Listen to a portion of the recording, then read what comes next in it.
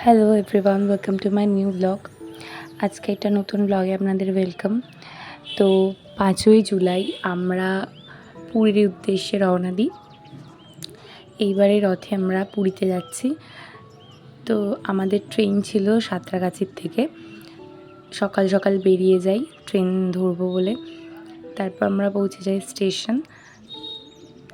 স্টেশনে পৌঁছে ফার্স্টেই আমাদেরকে টিফিন দিয়ে দেওয়া হয়, কারণ আমরা নবদ্বীপ জলমঠের তরফ থেকে গেছিলাম। অনেক জায়গার থেকেই সবাই এসেছিলো। তো সব মিলিয়ে 60 জনের উপরে লোক ছিল। তো ফার্স্টেই সবাইকে টিফিন দিয়ে দেওয়া হয়। তারপর এই যে পরীদের লেট হয়ে গেছিলো, আর আমাদের তো খুব টেনশন হচ্ছিলো, কারণ ট্রেনও লেট ছিল আর ওদেরও অনেক লেট হয়ে গেছে, যার কারণে ম্যানেজ হয়ে গেছে, নাহলে হয়তো ওরা ট্রেন ধরতেই পারতো না। ওইটা নিয়ে আমাদের খুব টেনশন ছিল। এই যে আমরা ট্রেনে বসে গেছি, এই যে সবাই আমরা সিট পেয়ে গেছি। একটা সাইড মানে আমাদের বাড়ির থেকে আমরা 6 জন গেছিলাম, তো তার কারণে আমরা একদিকেই বসেছি। এই যে 1 ঘন্টা পর প্রচণ্ড কষ্ট হচ্ছিল, যাওয়ার দিনের থেকেও আসার দিনে। সব ভিডিও আপনাদের সাথে আমি শেয়ার করব, তার জন্য সঙ্গে থাকবেন আর ব্লগগুলো স্কিপ না করে পুরো দেখবেন। আর লাইক, শেয়ার, কমেন্ট, সাবস্ক্রাইব করে দেবেন।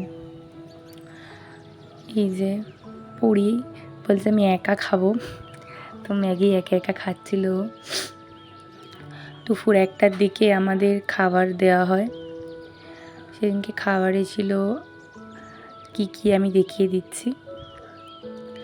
আলু উচ্ছে ভাজা আর ভাত আর পটলের তরকারি, পনির দেওয়া। তো সেদিনকে আমরা খাওয়া দাওয়া করে নিই। আমাদের খাওয়া দাওয়া প্রায় হয়ে এসছে। পুরী জেদ করছিল বসবে বলে, এই জন্য বাবা দাঁড়িয়ে খাচ্ছিল। এই যে 5 ঘন্টা পর বাইরের ভিউটা এত সুন্দর, ভাবলাম আপনাদের সাথে শেয়ার করি। তো দেখুন কত সুন্দর। এটা একটা নদী, কিন্তু জল নেই নদীতে। এই যে আমাদের পরিরানী, ও নতুন নতুন কথা শিখছে, নতুন নতুন এক্সপ্রেশন, ওর সব কিছুই ভালো লাগে এখন। আধো আধো কথা বলতে পারে।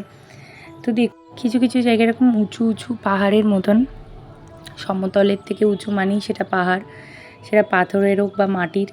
এগুলো মনে হয় মাটি বা পাথর জমে জমেই এরকম হয়ে গেছে, চারিদিকে উঁচু উঁচু পাহাড়ের মতন।